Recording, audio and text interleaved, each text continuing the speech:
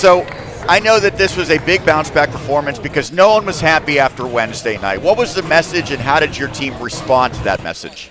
I think the big thing when you have 26 new ears in a gym at the start of the year is you cannot be focused on results. Obviously the point of what we do every day is to win, but we need to start to put a little more effort into the Mondays and Tuesdays and the Thursdays and Fridays and instead of just the Wednesdays and Saturdays. So our big message with our team was really it has to stay where it was and we got to keep growing moving forward. So it wasn't like we had to come in after UPJ and reinvent our defense. We just had to tweak some things and keep getting them comfortable in a brand new system.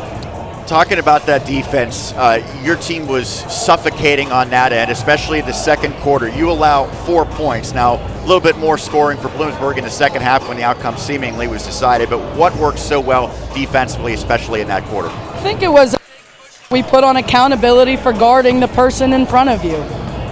People always assume with zone that, you don't have individual responsibility. Well, we do, and really you just have to be tough, figure it out, and guard the person in front of you, especially if they have the ball. Number of players get in double figures today for Seton Hill, but the high watermark, Ali Seton at 21. You know her very, very well, obviously here at Seton Hill, but even before that at W&J.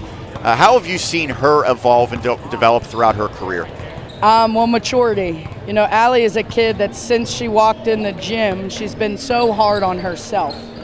And early in her career, there were games that it was crippling for her.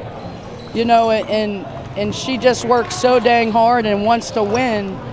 So I think her maturity is what made her be able to ebb and flow in games. At W&J, she was the go-to.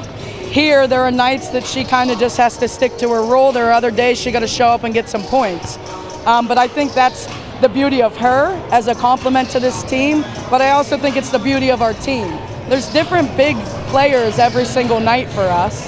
And whether we win or lose, you never know who you can put your bullseye on. And I think it's why we're so dangerous, and I think Ali is a prime example of that. Talking to Maeve Gallagher, assistant for Seton Hill. Final thing for you. So you have a pretty quick turnaround. You will have a Monday game against Cal U. The Vulcans record maybe not what we're accustomed to seeing, but I know that they're still a really good team. What will be key to have success for that quick turnaround? We need to play hard. Cal is Cal. Cal is always going to be Cal. You cannot deny that those kids work their tails off. But I think that what we have to do is we got to show up and play the first 5 minutes like we're playing anybody else in the world, right? We can't come in with a worry that it's Cal. Our league is kind of all over the place this year. So our big thing that we keep talking about is there's no Goliath. So we just got to put our helmets on, get back to work and show up on Monday and play another team in the PSAC West.